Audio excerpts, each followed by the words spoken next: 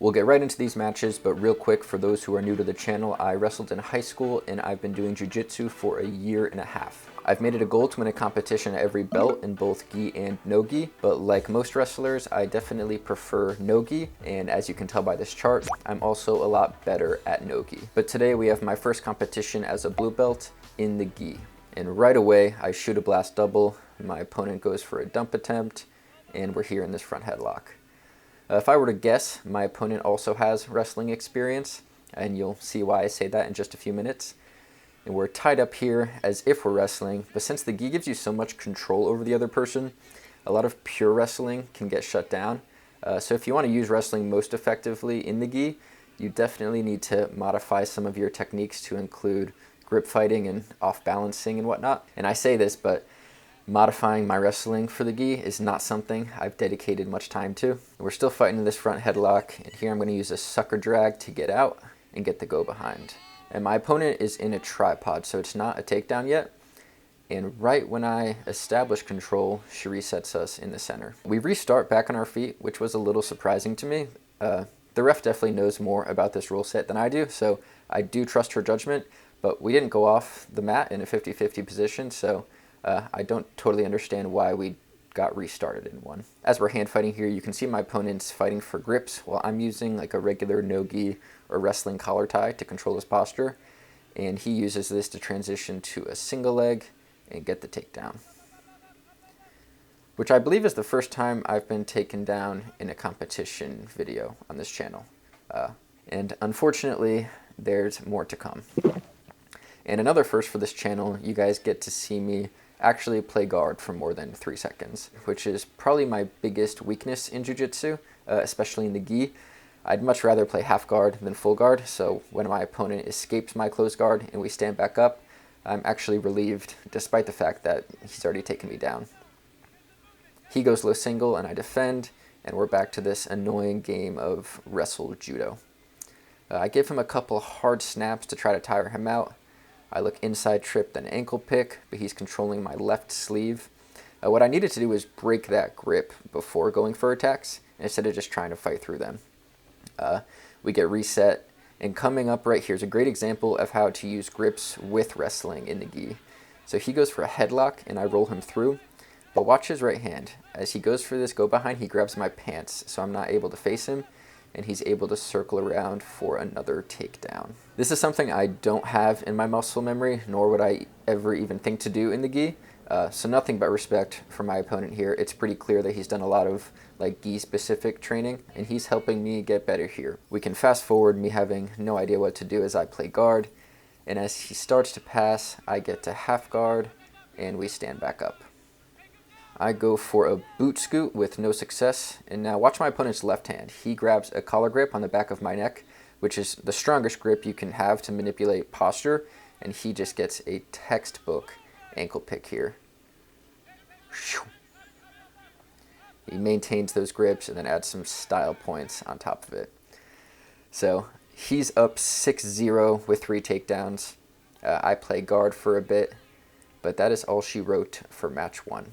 This guy was a super tough opponent. I have nothing but respect for him, but I also attribute some of my poor performance to doing a really bad job cutting weight for this competition, which is 100% an excuse, but something I have no excuse for is that I'm not wearing any ex-martial gear during this competition. If you look good, you fight good, and if you're trying to look better than I did in that last match, then ex-martial is your one-stop shop. They have over 100 rash guards, so you're pretty much guaranteed to find something that you'll like, and they also do tons of giveaways and help creators like me to make these videos. So head on over to xmartial.com and be sure to use code Ryan to save 10% off your order. And now on to my second match.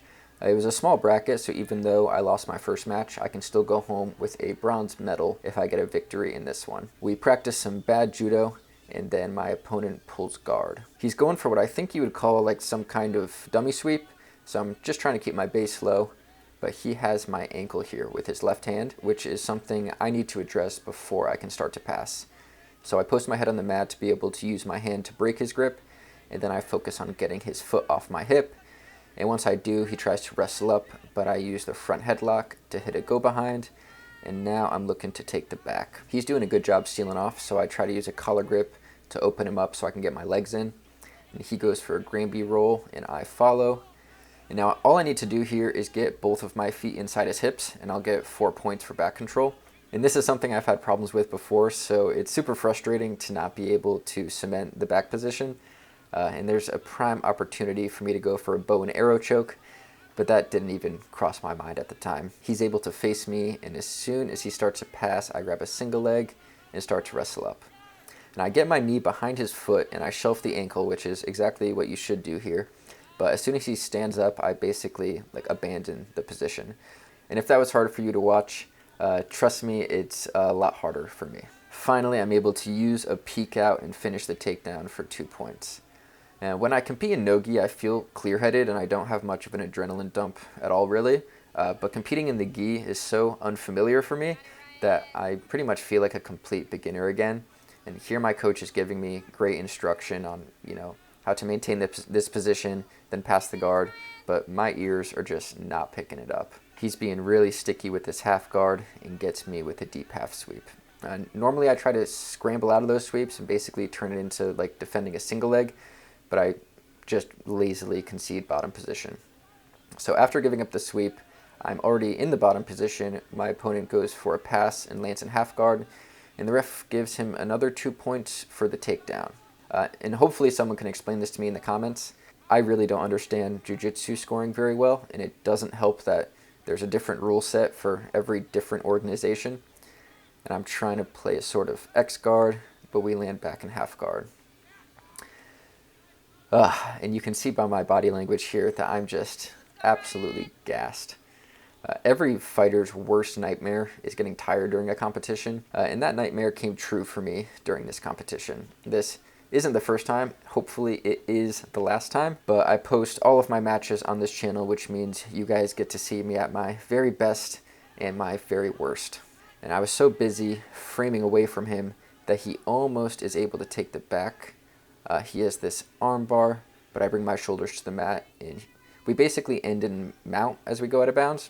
So as we're getting reset, I'm on the ground thinking we'll be reset in some version of the position that we were just in, but we just start standing instead.